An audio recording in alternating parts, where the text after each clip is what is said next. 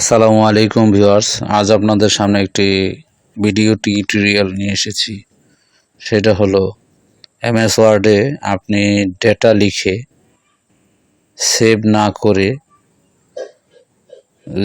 না করে থাকেন তাহলে কিভাবে সেই ফাইলটি পুনরায় ফিরে পাবেন সেটা আমি স্ক্রিনে দেখাবো।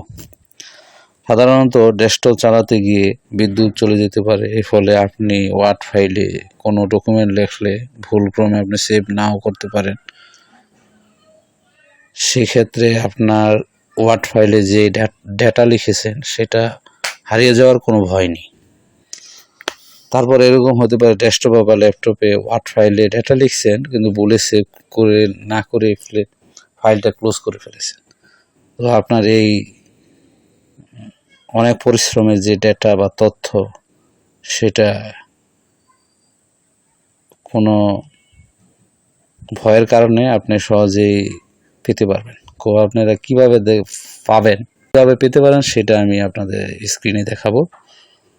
তো ভিডিও শুরু করার আগে আপনাদের কাছে অনুরোধ, আমার চ্যানেলটা সাবস্ক্রাইব করে না থাকলে সাবস্ক্রাইব করবেন, সাবস্ক্রাইব করে আমার পাশে থাকবেন, লাইক কমেন্ট শেয়ার করবেন। তো কথা না বেরিয়ে আমি আমার স্ক্রিনে যাচ্ছি। তো আমি একটি ওয়ার্ড ফাইল ওপেন করব। ওপেন করে একটি ওয়ার্ড ফাইল লেখার পরে কারেন্ট চলে গেল, আপনি ভুল করে সেভ করেনি, ভুলক্রমে সেভ করেনি, ডোন্ট সেভে চলে গেছে। তো আপনি এই ফাইলটি আবার কিভাবে পাবেন? এই যে আপনি ওয়ার্ড ফাইলটি ওপেন করবেন,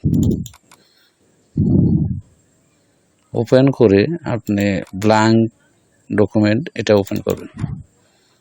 ওপেন করে এখানে ফাইলে যাবেন, ফাইলে গিয়ে ইনফোতে যাবেন, দেখতে পাচ্ছেন।